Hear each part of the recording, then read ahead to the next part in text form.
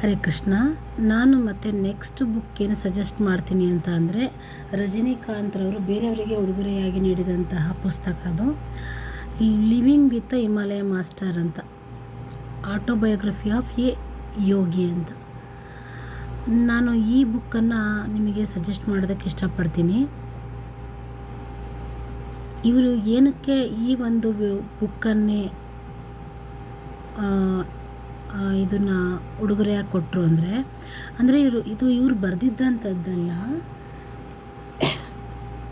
ಇವರು ಓದಿದಂತಹದನ್ನು ಬೇರೆಯವ್ರಿಗೆ ಅನುಕೂಲ ಆಗಲಿ, ಆಧ್ಯಾತ್ಮಿಕದಲ್ಲಿ ಉನ್ನತಿ ಸಿಗಲಿ, ಅವ್ರಿಗೂ ಕೂಡ ಒಳ್ಳೆಯದಾಗಲಿ ಅಂತ ಹೇಳಿ ಇವರು ಕೊಡ್ತಾರೆ.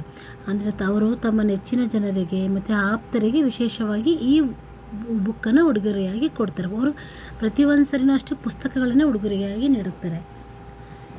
ರಜನಿಕಾಂತರು ಮತ್ತು ಅವರ ಆಧ್ಯಾತ್ಮ ಹೇಗಿತ್ತು ಅಂತ ಅಂದರೆ, ತುಂಬ ಶಿಸ್ತುಬದ್ಧ ಜೀವನ ಇತ್ತು, ಶಾಂತಿಯುತವಾಗಿರ್ತಿದ್ರು. ಹಿಮಾಲಯದ ಮೇಲಿನ ಪ್ರೀತಿಯಿಂದ ಹಿಂದೆ ಈ ಪುಸ್ತಕಗಳ ಪ್ರಭಾವವಿದೆ ಅಂತ ಹೇಳ್ತಾಯಿದ್ರು. ಹಿಮಾಲಯದ ಅನುಭವಗಳು ಅವರಿಗೆ ಯಾವ ರೀತಿ ಆಯಿತು, ಸ್ವಾಮಿ ರಾಮ ಅವರ ಜೀವನದಲ್ಲಿ ಹಿಮಾಲಯದ ಯೋಗಿಗಳು ಮತ್ತು ಸನ್ಯಾಸಿಗಳೊಂದಿಗೆ ನಡೆದ ಪವಾಡದ ಘಟನೆಗಳನ್ನು ವಿವರಣೆ ಮಾಡ್ತಾರೆ. ಅದಿದೆ ಆ ಬುಕ್ಕಲ್ಲಿ. ಮನಸ್ಸಿನ ನಿಯಂತ್ರಣದಲ್ಲೂ, ಕಷ್ಟದ ಸಮಯದಲ್ಲಿ ಮನಸ್ಸನ್ನು ಹೇಗೆ ಶಾಂತವಾಗಿ ಇಟ್ಕೊಬೇಕು, ಆಧ್ಯಾತ್ಮಿಕವಾಗಿ ಹೇಗೆ ಬೆಳಿಬೇಕು ಅಂತ ಮಾರ್ಗದರ್ಶನ ಇದೆ ಆ ಬುಕ್ಸಲ್ಲಿ. ಮತ್ತು ಸಾಮಾನ್ಯ ಜೀವನಕ್ಕೆ ಅನ್ವಯ.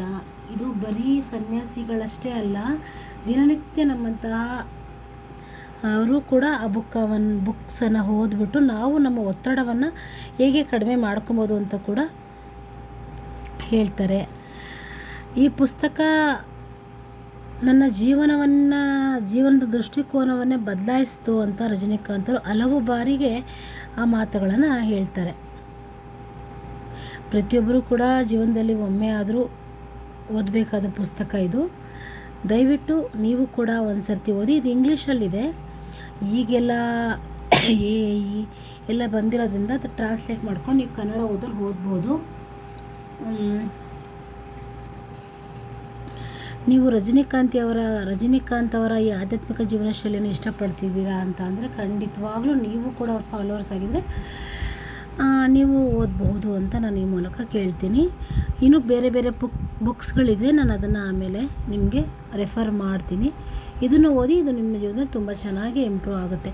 ಎಷ್ಟೋ ಜನ ಕೇಳ್ತಾರೆ, ಮೇಡಮ್ ನಾನು ಯಾವ ದೇವರನ್ನ ಜಪ ಮಾಡಲಿ, ಯಾವ ದೇವ್ರನ್ನ ಆರಾಧನೆ ಮಾಡಲಿ, ನನಗೇನು ಗೊತ್ತಾಗ್ತಾಯಿಲ್ಲ, ಯಾವ ಜಪ ಮಾಡಲಿ, ಏನು ಮಾಡಲಿ, ನನಗೆ ತುಂಬ ಕೋಪ ಬರುತ್ತೆ, ಮನಸ್ಸು ಶಾಂತವಾಗಿರೋದೇ ಇಲ್ಲ, ಜಗಳ ಇದೇ ಥರ ಇರುತ್ತೆ, ಏನು ಮಾಡಲಿ ತುಂಬ ಕೇಳ್ತೀರಲ್ವ. ಈ ಬುಕ್ ಓದಿ, ನಿಮಗೆಲ್ರಿಗೂ ಆನ್ಸರ್ ಸಿಕ್ಕುತ್ತೆ. ನೀವು ನೋಡೋವಂತಹ ಜೀವನದ ಶೈಲಿನೇ, ನಿಮ್ಮ ಒಂದು ವೇ ಆಫ್ ಥಿಂಕಿಂಗೇ ನೀವು ಚೇಂಜ್ ಮಾಡ್ಕೊತೀರಾ ಅಂತ ಅನಿಸುತ್ತೆ. ಖಂಡಿತ ಮಾಡ್ಕೊತೀರಾ. ಓದಿ. ನೀವು ಯಾರು ನಾನು ಮಾಡಿರೋ ವಿಡಿಯೋನ ಸಾರ್ಥಕ ಮಾಡ್ಕೊಳ್ತಾ ಇದ್ದೀರಾ, ಯೂಸ್ ಆಗ್ತಾಯಿದೆ, ಯಾರೋ ಒಬ್ರಿಗೂ ಯೂಸ್ ಆದರೂ ನಂಗೆ ತುಂಬ ಖುಷಿ ಇದೆ. ದಯವಿಟ್ಟು ಆಮೇಲೆ ನನಗೆ ಹೇಳಿ ಯಾವ ಪುಸ್ತಕ ಓದಿದಿರಿ ಅಂತ. ಆಮೇಲೆ ನೀವು ಕೂಡ ಯಾವುದಾದ್ರೂ ಒಳ್ಳೆಯ ಪುಸ್ತಕಗಳನ್ನು, ಈ ಥರ ಆಧ್ಯಾತ್ಮಿಕ ಪುಸ್ತಕ ಆದರೆ ಇನ್ನೂ ತುಂಬ ಒಳ್ಳೆಯದು, ಓದಿದರೆ ಖಂಡಿತವಾಗ್ಲೂ ನನಗೂ ಹೇಳಿ, ನಾನು ಕೂಡ ಓದ್ತೀನಿ. ಹರೇ ಕೃಷ್ಣ. ರಾಧೆ ರಾಧೆ. ಶ್ರೀ ಕೃಷ್ಣಾರ್ಪಣಮಸ್ತು.